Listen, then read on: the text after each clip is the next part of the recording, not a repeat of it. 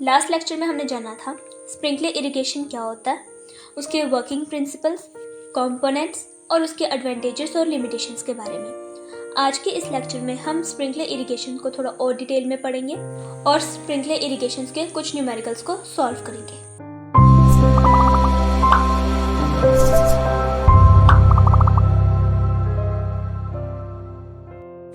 जैसे कि हमने लास्ट लेक्चर में पढ़ा था कि स्प्रिंकलर इरिगेशन वो मेथड है इरिगेशन का जो कि नेचुरल रेनफॉल को मिमिक करता है। ये एक प्रेशराइज्ड मेथड है वाटर को अप्लाई करने का जो कि रिजेंबल करता है नेचुरल रेनफॉल को, और ये पूरा सिस्टम ऑपरेट होता है through a network of pipes, valves and sprinklers.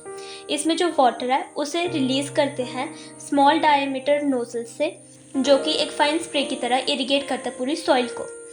जैसे कि हमने लास्ट लेक्चर में पढ़ा कि स्प्रिंकलर इरिगेशन सिस्टम के कई सारे एडवांटेजेस हैं।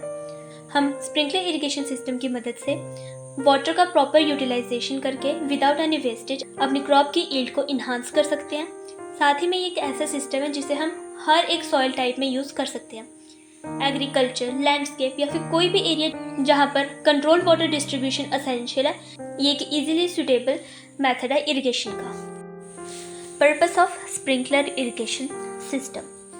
इस सिस्टम का मेन पर्पस है वाटर को एफिशिएंटली डिलीवर करना और कम से कम उसका वेस्टेज करना। सिंस कि ये सिस्टम नेचुरल रेनफॉल को मिमिक करता है, ये इंश्योर करता है कि जो क्रॉप है उसे एक एडुकेट मॉइस्चर लेवल मिले उसकी ग्रोथ के लिए विदाउट एक्सेसिव रन ऑफ और इवेपोरेशन। ये सिस्टम अनइवन टेरेन्स और अलग अलग क्रॉप्स पे भी काम करता है और इसके पास एबिलिटी है यील्ड को इन्हांस करने की with water saving features. Components of sprinkler system. इसमें आते हैं pump unit, main line and sub main lines, laterals and sprinklers. Pump unit ये पूरे सिस्टम का हार्ट है जो कि प्रेशराइज्ड पानी सप्लाई करता है। देन मेन लाइन्स और सब मेन लाइन्स ये वो पाइप्स हैं जो कि पंप से पानी को आगे फर्दर ले जाती है। लेटरल्स ये आगे छोटी पाइप्स है जो कि मेन लाइन्स और सब मेन लाइन से आगे फर्दर पाइप्स की ब्रांचेस निकलती हैं जो कि स्प्रिंकलर्स के साथ कनेक्टेड होती है। देन स्प्रिंकलर्स ये वाटर को छोटी छोटी ड्रॉपलेट्स की फॉर्म में स्प्रे करता है। इस लेक्चर में हम पंप यूनिट के बारे में डिटेल में जानेंगे। बेसिकली हमारे पास 4 तरह के मेन पंप यूनिट्स होते हैं: centrifugal pump, submersible pump, booster pump and turbine pump. Centrifugal pump ये इरिगेशन सिस्टम में सबसे ज़्यादा यूज़ होने वाला पंप है। इसकी वर्किंग प्रिंसिपल को देखें जो सेंट्रीफ्यूगल पंप है ये काम करता है इम्पेरल्स यानी ब्लेड्स के थ्रू। ये ब्लेड्स पानी को चैम्बर के अंदर घुमाते हैं।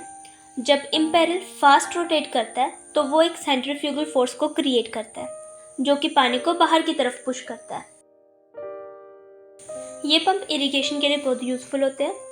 इजीली वाटर को लिफ्ट करते हैं लेक्स, वेल्स, स्ट्रीम्स और रिजर्वायर से। इसके एडवांटेजेस की बात करें, जो सेंट्रीफ्यूगल पंप है ये पॉपुलर इसलिए क्योंकि ये एफिशिएंट और रिलायबल होते हैं, स्ट्रॉन्ग और ड्यूरेबल होते हैं, इन्हें इंस्टॉल करना इजी होता है और ये बजट फ्रेंडली भी होते हैं। बस एक चीज़ ध्यान रखनी है, इन्हें स्टार्ट करने से पहले प्राइमिंग करनी पड़ती है, यानी पंप केसिंग को पहले पानी से फिल करना पड़ता है। तो सिंपल शब्दों में कहें तो सेंट्रीफ्यूगल पंप एक अफोर्डेबल और इफेक्टिव ऑप्शन है इरिगेशन के लिए, स्पेशली जब वाटर नेचुरल सोर्सेज से ड्रॉन करना हो। नेक्स्ट है सबमर्सिबल पंप। वर्किंग प्रिंसिपल, जैसे कि सबमर्सिबल वर्ड से पता चल रहा है कि सबमर्ज्ड।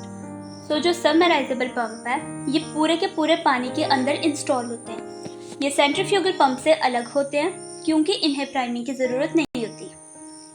एप्लीकेशन की बात करें, ये पंप्स उन जगहों के लिए परफेक्ट होता है जो वाटर फीचर्स या वाटर फ्रंट्स के पास होते हैं, जैसे वेल्स, पॉन्ड्स या रिजर्वायर्स के साइड पर। एडवांटेजेस, सबमर्सिबल पंप्स के काफ़ी बेनिफिट्स हैं। ये एफिशिएंट होते हैं, ओवरहीट नहीं करते, इंस्टॉल करना इजी होता है और इनमें मोटर्स 2 टाइप की हो सकती है। एक वेट इलेक्ट्रिक मोटर जो वाटर फ्लो अलो करती है और दूसरी ड्राई इलेक्ट्रिक मोटर जो इनकेस्ड होती हैं ताकि वाटर डैमेज से बची रहे। तो सिंपल शब्दों में सबमर्सिबल पंप्स एक रिलायबल और कन्वीनियंट ऑप्शंस हैं इरिगेशन और वाटर सप्लाई के लिए। Booster pumps. Booster pumps directly water को एक जगह से दूसरी जगह मूव नहीं करते। इनका मेन काम होता है ऑलरेडी मूविंग वाटर के प्रेशर को बढ़ाना। एप्लीकेशन की बात करें तो जो बूस्टर पंप्स है ये मेनली यूज होते हैं रेजिडेंशियल और कमर्शियल प्रॉपर्टीज में, जहाँ पानी का प्रेशर कम होता है। ये वाटर सप्लाई सिस्टम के प्रेशर को इंक्रीज करके एफिशिएंट फ्लो इंश्योर करते हैं। बूस्टर पंप के कंपोनेंट्स में मेन पार्ट्स होते हैं impeller, engine, pressure sensing device, inlet और outlet. So basically booster pumps को तब यूज़ करते हैं जब वाटर का प्रेशर कम होता है और हमें उन्हें डेली यूज़ और बेटर इरिगेशन के लिए उस प्रेशर को इंक्रीज करना हो, तो उस जगह पर हम बूस्टर पंप्स को यूज़ करेंगे।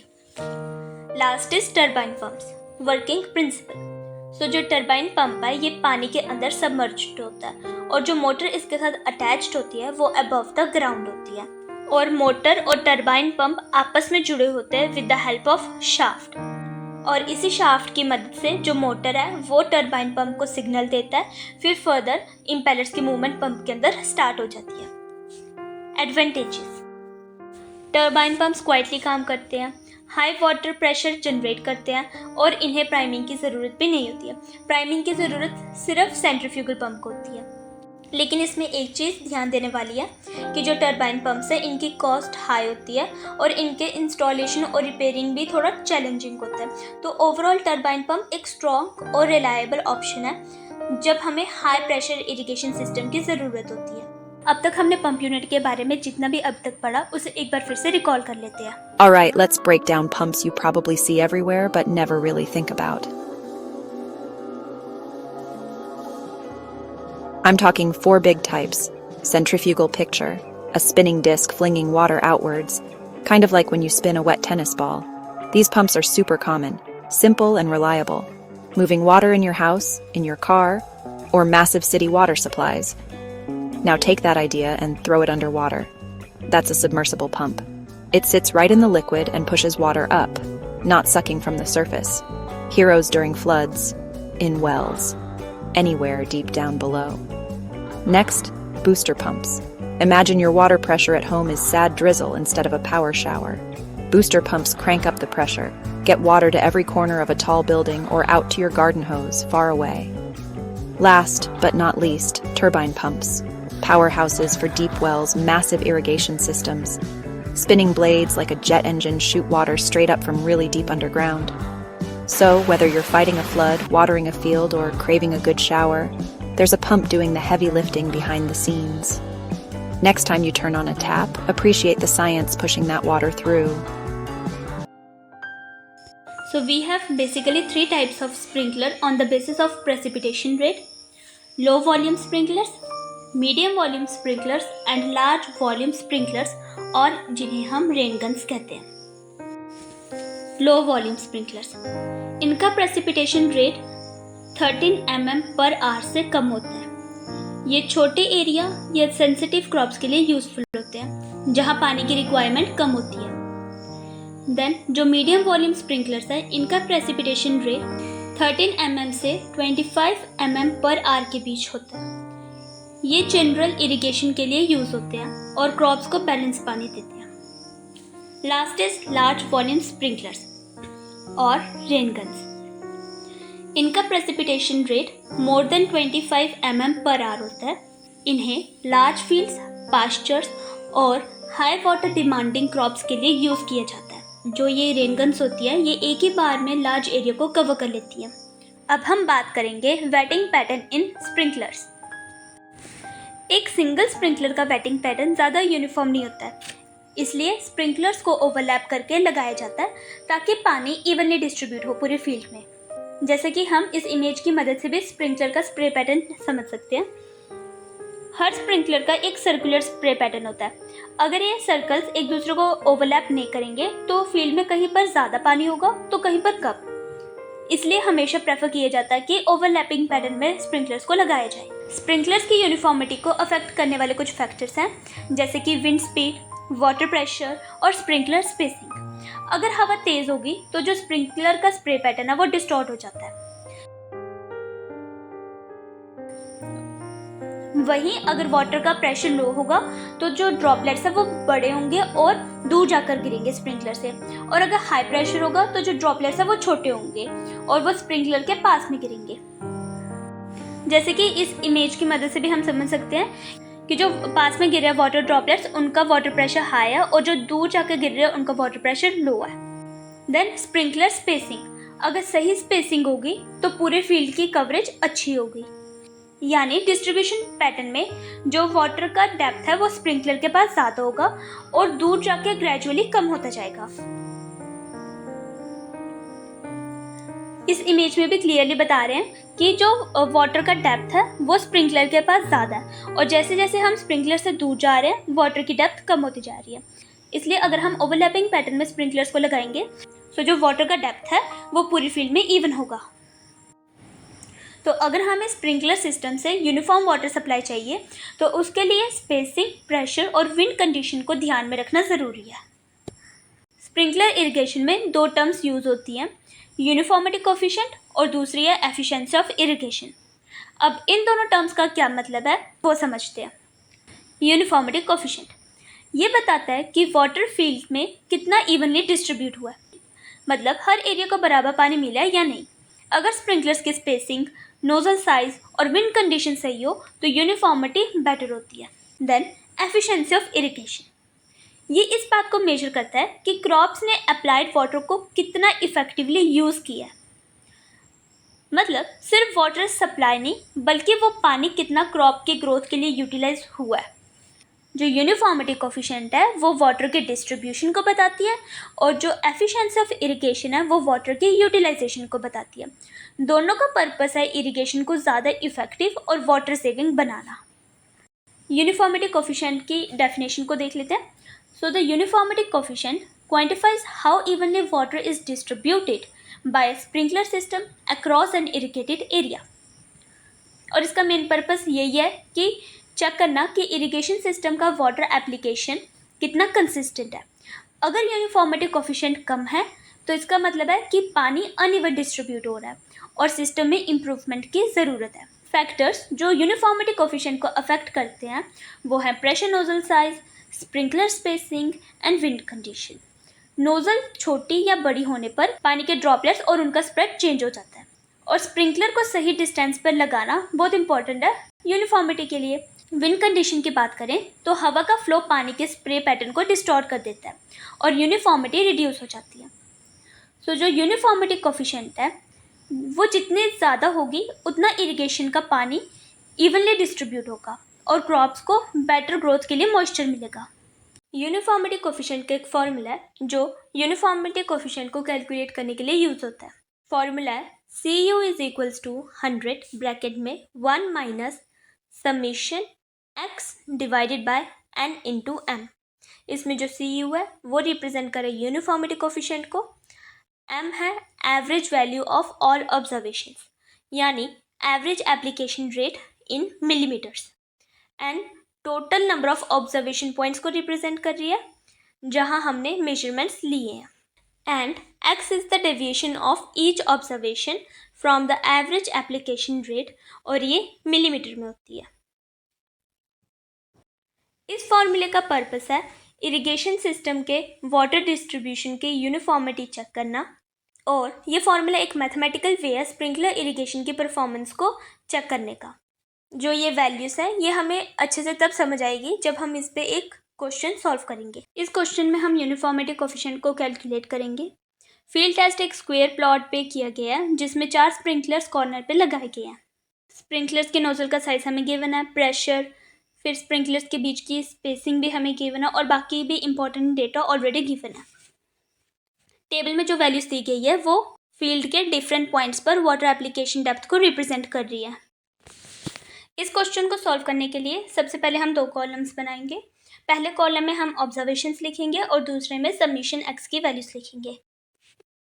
जो हमें वैल्यूज़ टेबल में गिवन है वो सब हम ऑब्जर्वेशंस के कॉलम में लिखेंगे।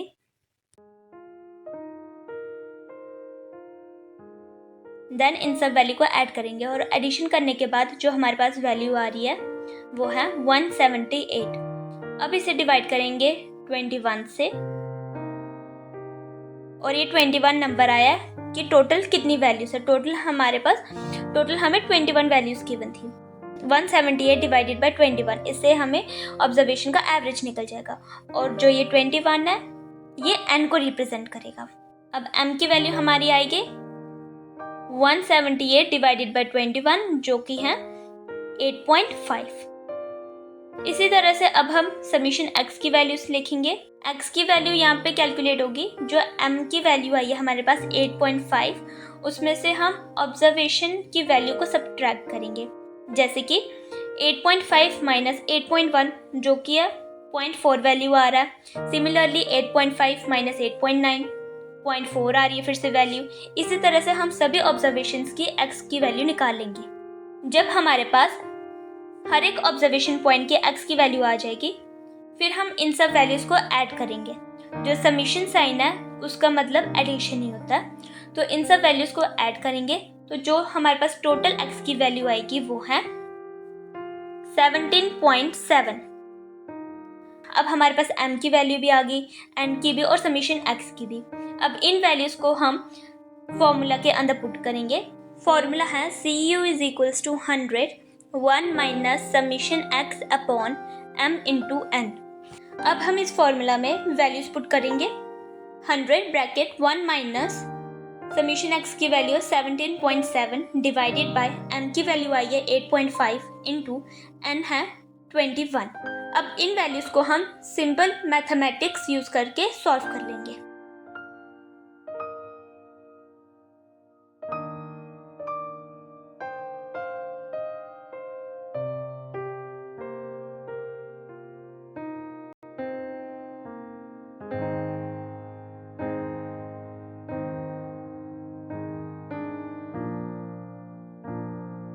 जो हमारे पास यूनिफॉर्मिटी कोफिशिएंट आया वो है 90%। यहाँ पे हम अपने part 1 of sprinkler irrigation lecture end करते हैं। आज हमने समझा स्प्रिंकलर सिस्टम का basic working, different types of pumps, types of sprinklers, wetting pattern और यूनिफॉर्मिटी, और फाइनली यूनिफॉर्मिटी कोफिशिएंट का फॉर्मूला और एक field test example. So thank you for joining today's session. Make sure आप पार्ट 2 भी attend करें, जिसमें हम स्प्रिंकलर इरिगेशन सिस्टम के बेसिस पर एग्जाम्स में जो और फर्दर न्यूमेरिकल्स आते हैं उन्हें सॉल्व करेंगे और उनके कैलकुलेशंस को प्रैक्टिकली समझेंगे।